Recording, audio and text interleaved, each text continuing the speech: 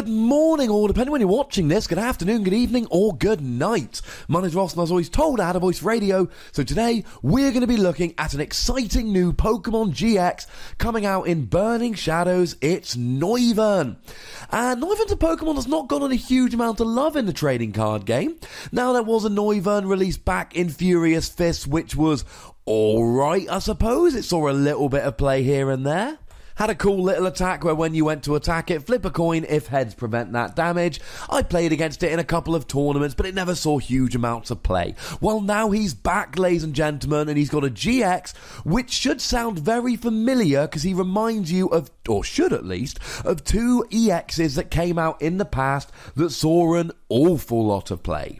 Now he's a dragon type, which is irrelevant because, as I've said in previous videos, nothing is weak to dragon.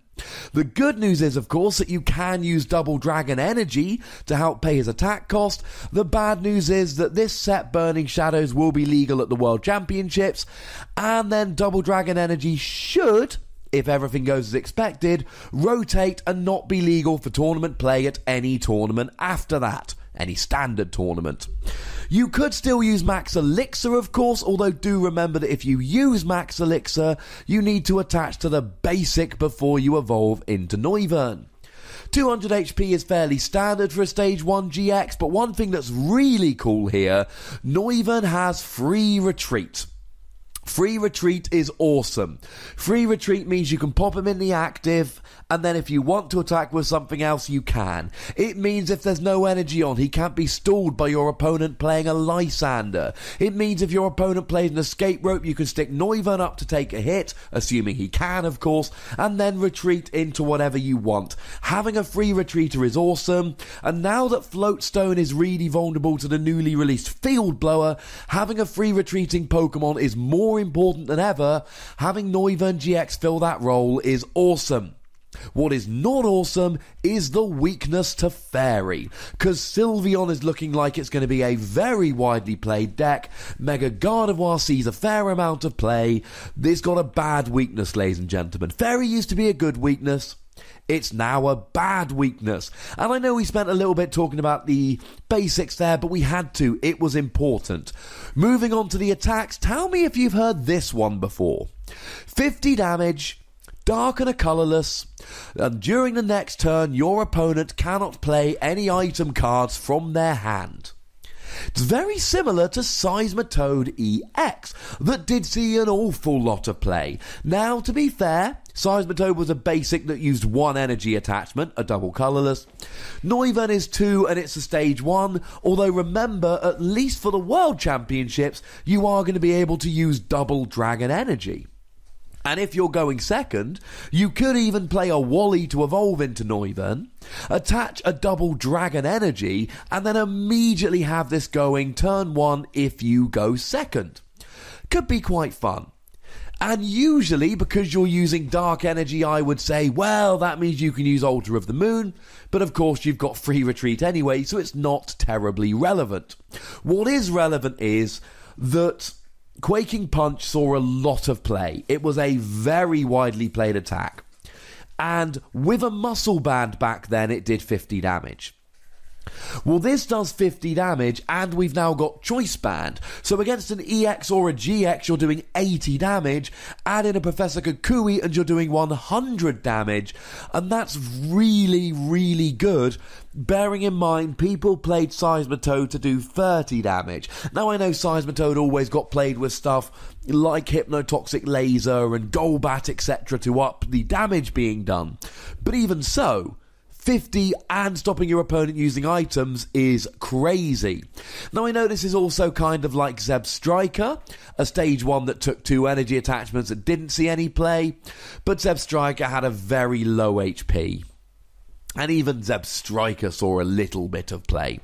No, ladies and gentlemen, make no mistake about it, this attack is awesome.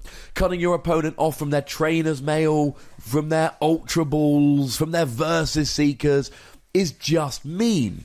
Now, there is an argument that people are going to be playing fewer items in the upcoming format because of the threat of Garbodor, but make no mistake about it. fewer items is not the same as no items, and this attack, 50 damage, especially when you up it to 80 with Choice Band, while item locking your opponent but not yourself, is good. Speaking of good, the second attack for a Psychic, Dark and a Colourless does 120 and stops your opponent playing special energies from their hand. And this should also sound a little bit familiar, because this is very much like Giratina EX. Now, Giratina did block tools and stadiums as well, but it also did 100 damage, not 120. And if you really want to block tools, just play Field Blower. It's very similar. Special energy was always the best thing that Giratina blocked. Now, don't get me wrong, stadiums and tools were still good, and Noivern isn't as good because of that. But it does 120 damage.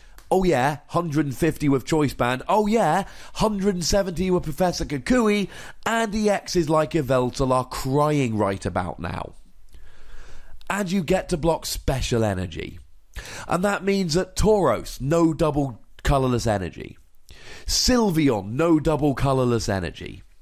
This is really nice. Decks like Greninja, for instance, don't play much special energy. It's generally basic. But even they've been known to indulge in a splash energy from time to time.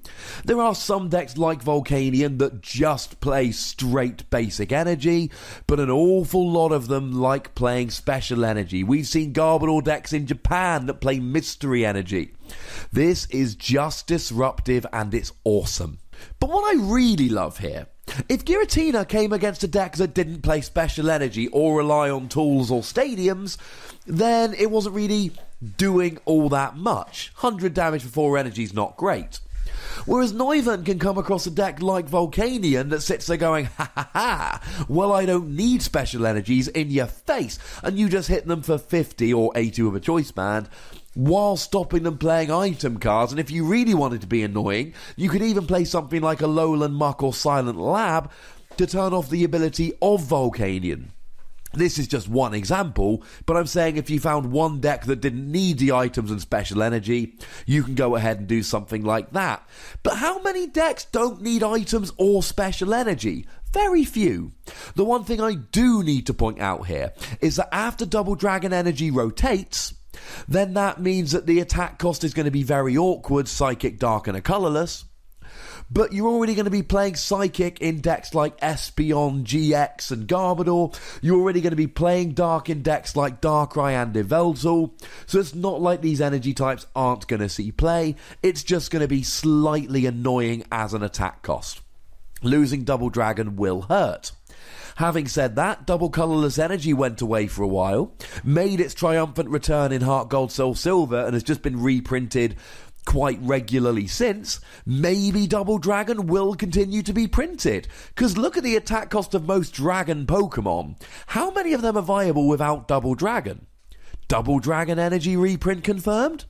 I mean, no, but it wouldn't surprise me if it happened. And at this stage, it's probably a good idea to mention that both Pokemon Ranger and Marowak will be able to stop the effects of both of Noivern's first attacks. Marowak's never seen a huge amount of play, Pokemon Ranger has come in and out of fashion, but just bear in mind that both of these cards can be used to get rid of the effects of both these attacks.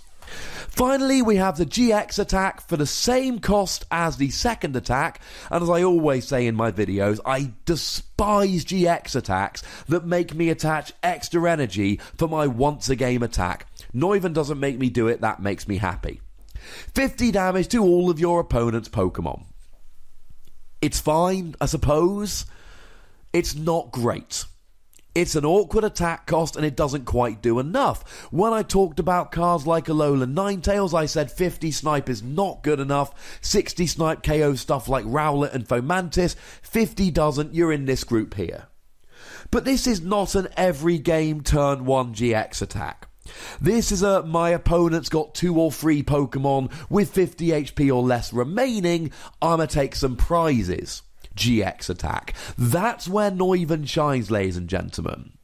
And you could even combine this. So let's say you're playing something like a Tapu Koko, the new promo, that does 20 damage to each of your opponent's Pokemon for a double colourless energy. So you sit there hitting 20, 20, 20, 20, 20, 20, 50. And then all of a sudden, you're taking a whole bunch of KOs. That is where Noivern shines, ladies and gentlemen, and that's the key here. This isn't a use it whenever, this is a time it right kind of attack. Or, and here's one of my most fun ideas I've had with this so far, use it and then go nuts with Honchkrow. That would be hilarious. Here's the thing though, Noivern is great.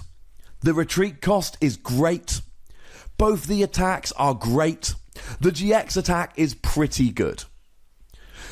But the first attack is more awkward than Seismitoad, because it's on a stage 1 for awkward energy. The second attack is a little bit less good than Giratina, because it doesn't block tools in stadiums. The weakness is really bad here.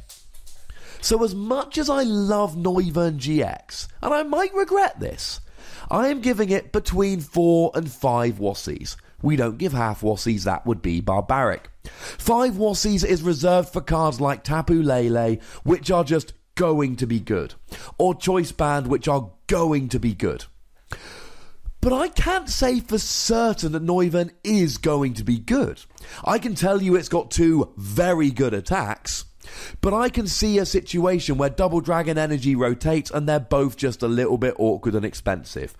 But make no mistake about it, as far as interesting Pokemon with potential goes, Noivern is right up there. Now you know the deal, ladies and gentlemen, there is a comment section. Go nuts, be nice. There are buttons to both like this video and subscribe to this channel. Use them both, I'll be your friend. Make sure you follow me on Twitter @TheWassie, and the most important thing as always, look after yourselves until next time. Thank you very much for watching. My name's Ross and you've been watching PTCG Radio.